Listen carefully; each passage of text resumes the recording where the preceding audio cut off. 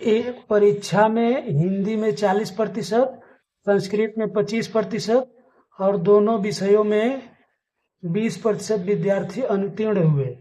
बताइए कुल कितने प्रतिशत विद्यार्थी उत्तीर्ण हुए। इसको लगाने के लिए हम लोग एक गोला बनाते हैं, इसमें यच लिखते हैं, मतलब ये हिंदी वाला गोला है। और दूसरा गोला बनाते हैं, इसके लिए यश लिखते हैं, यानी संस्कृत वाला गोला है। और ये दोनों गोले एक दूसरे को बीच में काटते हैं।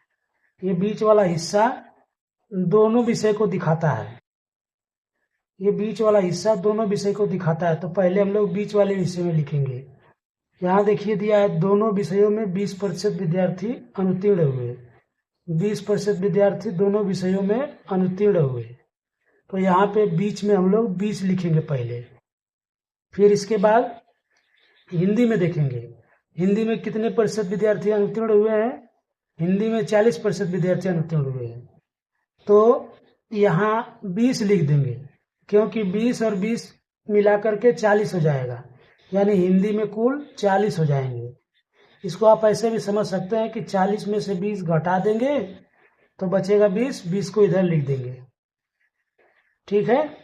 फिर इसी तरह से देखिए, संस्कृत में 25% विद्यार्थी अनुत्तीर्ण हुए हैं। तो यहाँ पे संस्कृत वाले घर में 20 पहले ही लिखा जा चुका है, तो 5 और लिख देंगे तो 25 हो जाएगा। तो यहाँ पे 5 लिख देंगे। आप ये भी समझ सकते हैं कि 25 में से 20 घटाएंगे तो 5 इधर लिख देंगे। ये जो विधि है इसको वेन डायग्राम विधि कहते हैं। तो यहाँ पे देखिए कुल फेल होने वाले छात्र 20 + 20 + 5। ये 20 लड़के जो हैं केवल हिंदी में फेल हुए हैं।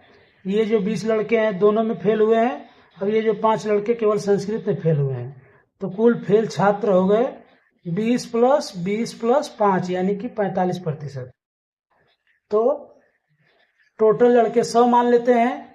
तो पास हुए छात्र, तो पास हुए जो छात्र हैं वो 100 में से 45 घटा देंगे तो 55% आ जाएगा। यह आंसर हो गया। अगर ये वीडियो आपको समझ में आया हो और पसंद आया हो तो कृपया एक लाइक कर दीजिएगा। इसके साथ हम लोग चलते हैं अगले क्वेश्चन की तरफ। किसी परीक्षा में एक लड़की 40% तथा एक लड़का 50% अंक प्राप्त करता है। दोनों को उत्तीर्ण होने के लिए आवश्यक अंक से क्रमशः 25, 75 अंक अधिक मिलता है। तो परीक्षा का पूर्णांक बताइए। एक परीक्षा में लड़की को 40% नंबर मिलता है तथा लड़के को 50% नंबर मिलता है। और दोनों को उत्तीर्ण होने के लिए आवश्यक अंक से, जितने अंक आवश्यक है उससे 25 नंबर और 75 नंबर अधिक मिलता है। मतलब लड़की को 25 नंबर अधिक मिलता है और लड़के को 75 नंबर अधिक मिलता है। तो परीक्षा का पूर्णांक बताइए। तो परीक्षा का पूर्णांक हम लोग कैसे याद करेंगे। यहाँ पे इन दोनों अंकों का अंतर ज्ञात करेंगे।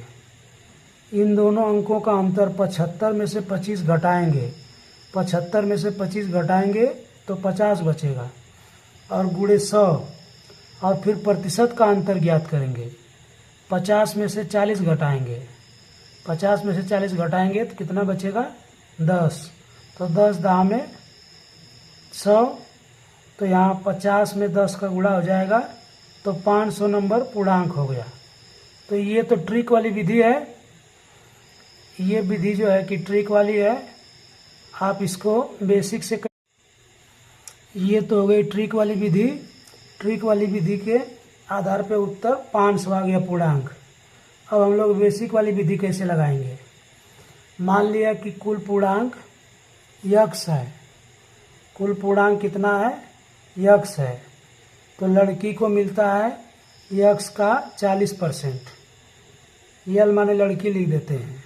यक्स का मतलब गुणा 40%। 40% इसको हम लोग लिख सकते हैं यक्स गुणे 40/100। यहाँ हम लोग इसको गुणा कर लेंगे तो ये आ जाएगा 40 यक्स/100। ये लड़की को मिलता है। फिर लड़के को हम लोग बॉय लिख देते हैं।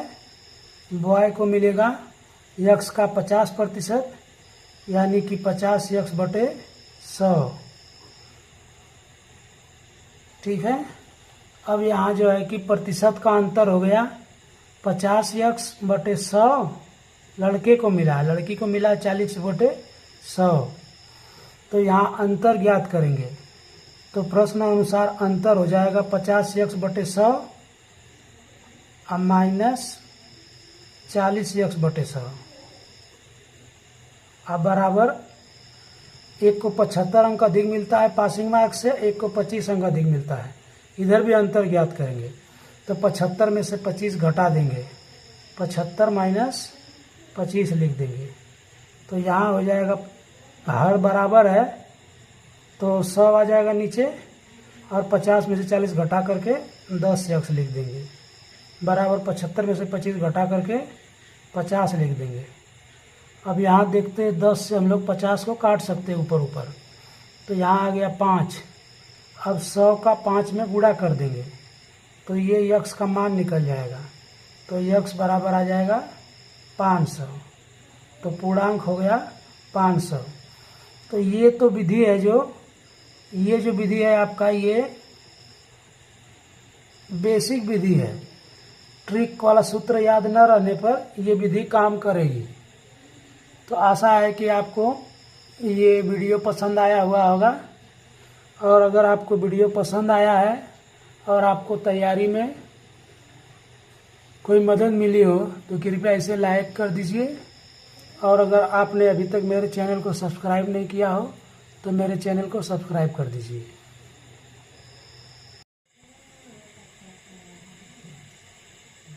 किसी परीक्षा में 60% विद्यार्थी अंग्रेजी में और 80% विद्यार्थी गणित में पास होते हैं, जबकि 10% विद्यार्थी दोनों में फेल हो जाते हैं। तब विद्यार्थियों की संख्या बताइए यदि 150 विद्यार्थी दोनों में पास हुए हों। यहाँ पे देखिए अंग्रेजी में पास विद्यार्थी दिया हुआ है 60%। 60% अंग्रेजी में हुए हैं, तो अंग्रेजी में पास 60%, तो अंग्रेजी में फेल हो गए 100 में से 60 घटा देंगे तो 40%। इसी तरह से देखिए यहाँ पे गणित में पास है 80%। 80% गणित में पास हुए हैं, तो गणित में फेल कितने होंगे? गणित में पास हुए 80%, तो गणित में फेल होंगे 20%। तो यहाँ हम लोग 2 गोला बनाए, इसको वेन डायग्राम कहा जाता है। एक को लिखे ई का मतलब इंग्लिश वाला गोला। दूसरा गोला बनाए, दूसरे गोले को क्या हमने लिखा? यम लिखा। यम का मतलब मैथ मतलब गणित। अब ये जो बीच वाला हिस्सा है किसको दिखा रहा है? दोनों विषय को। ये बीच वाला हिस्सा इंग्लिश को भी दिखा रहा है और मैथ को भी दिखा रहा है। तो इसमें देखिए कितने % विद्यार्थी दोनों में फेल हुए हैं? 10%। तो 10% विद्यार्थी हम लोग बीच में लिख दिए, ये दोनों में फेल हुए हैं। 10 अंग्रेजी में भी है और 10 मैथ में भी है। इसका मतलब ये जो 10% विद्यार्थी हैं ये दोनों में फेल हुए हैं, अंग्रेजी में भी और मैथ में भी। अब आगे हम लोग चलते हैं। यहाँ देखिए 40% विद्यार्थी अंग्रेजी में फेल हुए हैं। तो यहाँ देखिए 10 लिखा हुआ है और 30 यहाँ लिख दे तो 30 और 10 मिला के 40 हो जाएगा, जो कि अंग्रेजी में टोटल 40% फेल हुए हैं। तो यहाँ पे हमने 30 लिखा। 30 कैसे लिखा? ये 40 में से 10 घटा दिया, 30 लिख दिया। दूसरा तरीका इसी तरह से हम लोग देखें, गणित में फेल हुए हैं 20%, तो 10% ये गणित वाले यहाँ लड़के हैं और 10 ये लिख दिए, तो 10 10 20 हो गया। मुझे लगता है कि आप लोग समझ गए होंगे। तो कुल फेल हो गया 30 + 10 + 10, 30 10 40 10 50। तो कुल फेल विद्यार्थी हो गए 50%। कुल फेल विद्यार्थी हो गए 50%। तो पास विद्यार्थी कितने होंगे? पास विद्यार्थी 100 में से 50 घटा देंगे तो 50%। तो 50% विद्यार्थी हो गए कुल पास। अब यहाँ पे दिया है 150 विद्यार्थी दोनों में पास हुए हों, दिया हुआ है कि यदि 150 विद्यार्थी दोनों में पास हुए हों, यानी 50% बराबर हम लोग कितना लिख सकते हैं, 150 लिख सकते हैं। 50% को हम लोग 150 के बराबर लिख सकते हैं।